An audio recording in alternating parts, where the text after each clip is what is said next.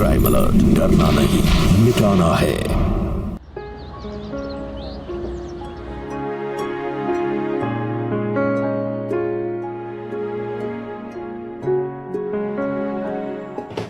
क्या बात है बिट्टू रानी, चेहरा सड़ा के क्यों बैठी है? क्या हुआ? तेरे दोस्तों ने तेरे हेयर स्टाइल की तारीफ नहीं की? जाने दो ना माँ, किसी को स्टाइलिंग की समझ ही कहाँ, तारीफ ही नहीं की किसी ने। किसी ने नहीं की या किसी स्पेशल ने तारीफ नहीं की? हाँ? अच्छा छोड़, देख तेरी माँ तेरे लिए क्या लाई है। माँ, आप मेरे लिए कुछ नहीं लाई? अरे ऐसे कैसे हो सकता है? तुम दोनों मेरी रानी बेटियां हो। ये ले। वाह माँ, ये कलर तो मुझे कब से चाहिए था। कहाँ से खरीदा? अरे नहीं नहीं, तेरी माँ खरीदती वरीदती नहीं है, लड़के लिया। अरे वो सप्लायर है ना लिपस्टिक का, वो कह रहा था दीदी आप अपने क्लाइंट से कहिए ना मेरी कंपनी की लिपस्टिक लगाने के लिए। मैंने कहा हाँ बिल्कुल, मुफ्त में थोड़ी, कोई वजह तो देगा लिप। माँ, ये लिपस्टिक का कलर ना बहुत अच्छा लग रहा है। शाबाश, बहुत अच्छे। अपनी बेटियों को भी ना अपनी ही तरह सर्वगुण संपन्न कर देना, कोई कसर मत छोड़ना। बिल्कुल बिल्कुल नहीं छोड़ूंगी, और आप बिल्कुल चिंता मत करिए, मेरी सगी बेटियां हैं, कुछ बुरा नहीं होने दूंगे। अच्छा, ये सब करने के लिए आई हो ना तुम इस घर में? मुझसे कुछ कह रहे हैं आप? माँ जी के सामने कहिए ना। माँ जी, माँ जी। हाँ, क्या हुआ बहू? हाँ, क्या हुआ?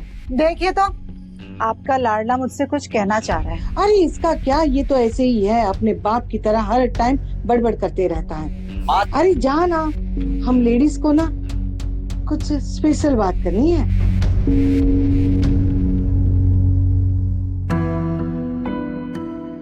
दादी, ये देखिए माँ कितनी प्यारी लिपस्टिक लाई है, लगाइए ना।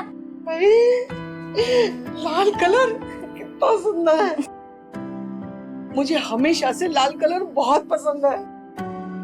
अगर मैं अपने होठों पे लगाऊंगी तो कैसे लगूंगी, है ना? लेकिन क्या करूं बिटिया, लगा तो लूं, लेकिन तेरी ये बुआ है ना, कहेगी बुड्ढी गोड़ी लाल लगा। हाँ हाँ अम्मा, हमें ही तो दुश्मन है ना इस घर में सबके, कितना भी कर लो कम ही पड़ता है। पकड़ तेरा दुपट्टा, सितारे लगा दिए इसमें हमने जैसे तूने कहे थे। लव यू बुआ। Thank you. हाँ हाँ, ज्यादा प्यार जताने की जरूरत नहीं है। दादी, ये लो लिपस्टिक, ये लिपस्टिक आप लगाओ, जवान गोरी बन जाओ। ठंकू। आकृति उम्र के उस पड़ाव में थी जो बहुत ही नाजुक होता है। दिल में बहुत सारे अरमान होते हैं, नए पर आ रहे होते हैं। इच्छा होती है कि खुले आसमान में एक पक्षी की तरह उड़ते जाए, लेकिन इस उम्र में सही और गलत का ज्ञान देना जरूरी है। लेकिन उससे भी ज्यादा जरूरी यह है कि वो ज्ञान किस भाषा में दिया जा रहा है। लेकिन हर बार रोक टोक, पाबंदी, कंट्रोल करके रखने की यह प्रवृत्ति इस उम्र के बच्चों को बगावत करने के लिए मजबूर कर देती है।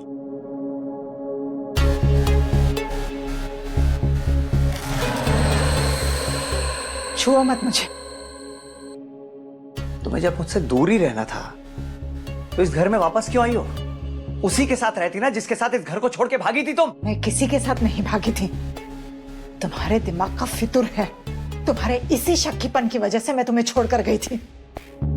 लेकिन अगर घर वापस आई हूं लौटकर, तो बच्चियों की वजह से, तुम्हारी वजह से नहीं।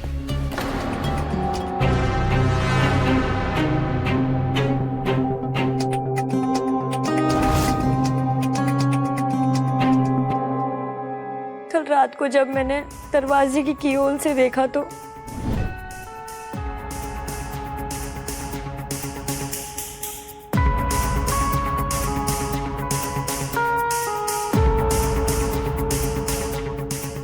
आप लोग शुरू कीजिए, मैं आकृति को देके आता हूँ।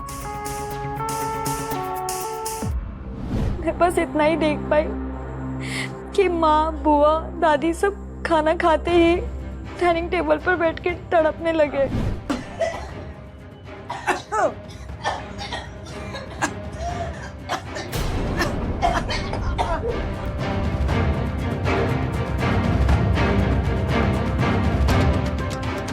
पापा ने कहा था कि वो सबको मारने के बाद खुद को भी खत्म कर देंगे। गर्दन काट दूंगा इन माँ बेटियों की और खुद भी मर जाऊंगा। और उन्होंने वही किया। लेकिन ऐसा क्या हुआ था कल रात जो उन्हें ये कदम उठाना पड़ा? आकृति दीदी का अफेयर चल रहा था रवि नाम के लड़के के साथ, और पापा ने जबरदस्ती उसकी शादी कहीं और फिक्स कर दी थी। मुझे नहीं पता कि पूरे दिन में ऐसा क्या हुआ। मैं कमरे में बंद थी और मैं किसी को भी नहीं बचा पाई। देखिए, आप अपने आप को संभालिए। जैसे ही पोस्टमार्टम हो जाएगा आपके परिवार की बॉडीज आपको देती जाएगी।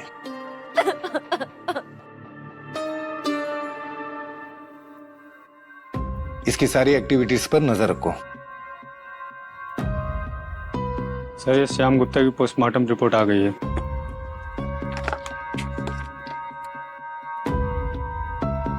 श्याम गुप्ता के बॉडी में जहर,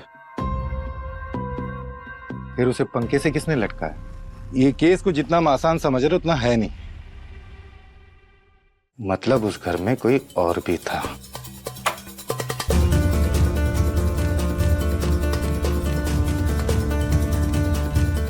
पूरे घर की तलाशी लो, कोई भी कोना छूटना नहीं चाहिए।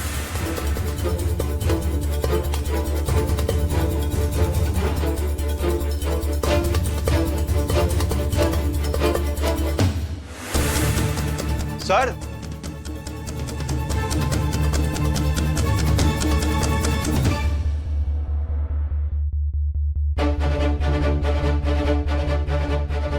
कल रात जब पूरी फैमिली को जहर दिया गया, तू कहां था? सर मैं अपने घर पे था। अगर तू अपने घर पे था तो तेरा बटवा क्या आकृति कमरे में उड़कर चला गया?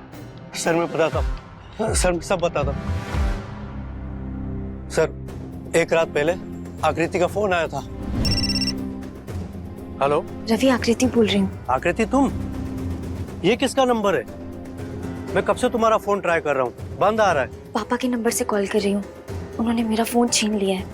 अच्छा मेरी बात ध्यान से सुन, कल रात 12 बजे हमारे घर आ जाना। सब लोग बेहोशी की दवा खा के बेहोश हो जाएंगे तो हम दोनों भाग जाएंगे।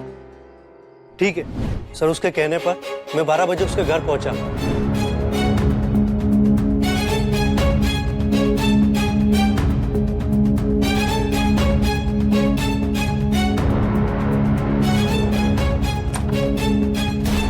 आकृति, आकृति, आकृति, आकृति,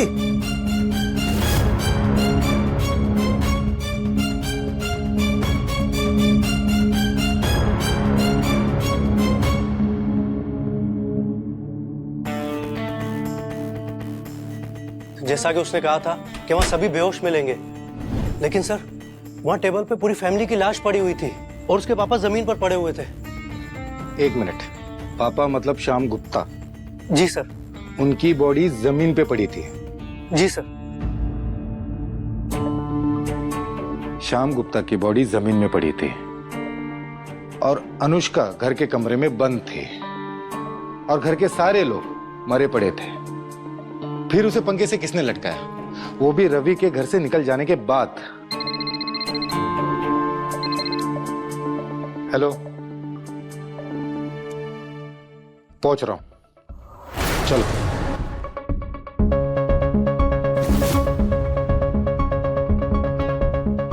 माँ नहीं चाहती थी कि मेरी शादी किसी और से हो, इसलिए माँ ने अनुष्का को गोपाल के पास भेज दिया ताकि वो उससे बेहोशी की दवा ला सके और सबके खाने में मिला दे। ये गोपाल कौन है? माँ और गोपाल एक दूसरे से प्यार करते थे, शादी के बाद भी। अच्छा, फिर क्या हुआ? सबके बेहोश होने के बाद मैं और रवि वहां से भागने वाले थे, लेकिन जब अनुष्का बेहोशी की दवाई लेकर आई तो पापा ने उसे कमरे में बंद कर दिया। उस रात अनुष्का ही मेरे लिए खाना लेकर आई थी। मतलब अनुष्का ने तुम्हें खाना खिलाया, तुम्हारे पापा ने नहीं? जी सर।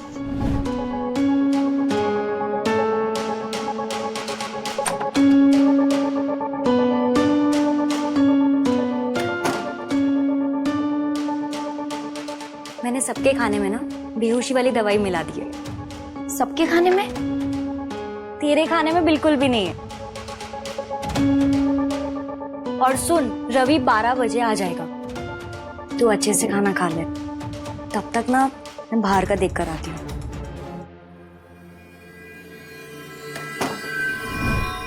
आप लोग पूछताछ बाद में करिएगा, पहले पेशेंट को आराम करने दीजिए। अभी आप आराम कीजिए, चलिए।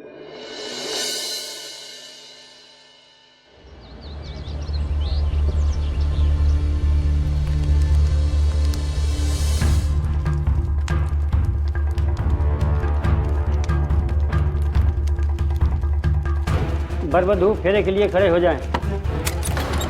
रुक जाओ।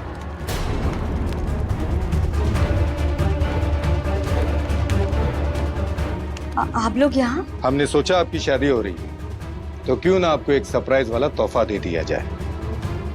आपकी बहन आकृति मरी नहीं, जिंदा है और होश में है। हम उसी के पास से आ रहे हैं। जरा दूल्हे साहब का चेहरा तो दिखा दीजिए, दिखाइए।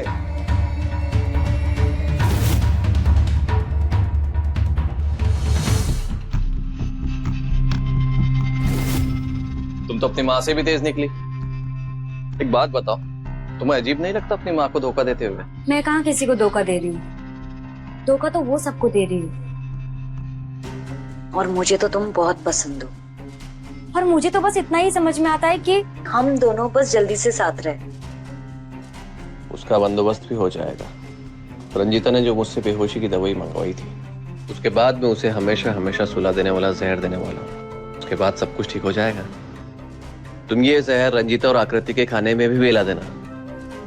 उसके बाद सारा झंझट खत्म। फिर तुम और मैं एक। मैं देता हूं अभी। अच्छा, तो बेहोशी की दवा की जगह जहर देकर अपने रास्ते के सारे पत्थरों को हटाने का प्लान कर लिया। लेकिन आप तो कमरे में बंद थी, फिर कैसे?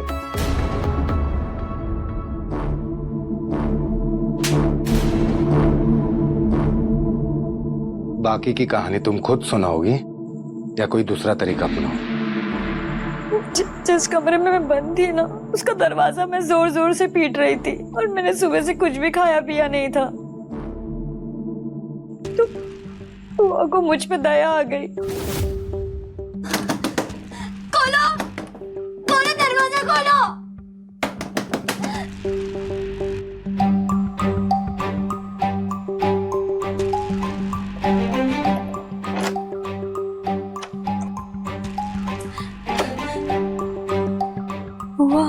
मुझसे ये सब देखा नहीं जा रहा।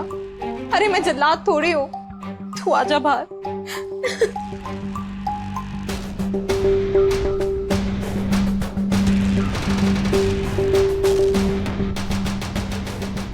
पापा, पापा आई एम सॉरी, प्लीज मुझे माफ कर दो। आई प्रॉमिस दोबारा ऐसा नहीं होगा पापा। प्लीज पापा मुझे माफ कर दो ना पापा। ठीक है, आइंदा ख्याल रखना।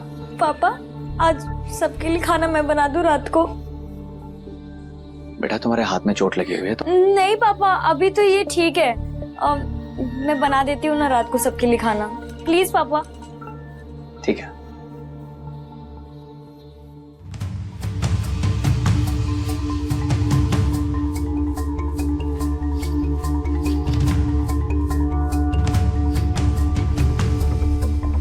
अनुष्का बेटा, सारे खाने में तो दवाई नहीं मिलाई ना? नहीं तो पता चला आकृति भी खाना खा के बेहोश हो गई। जिसको भागना है वही सो रही है। माँ, आकृति का खाना मैंने पहले ही अलग रख दिया। ठीक है, मैं बाहर देखती हूँ।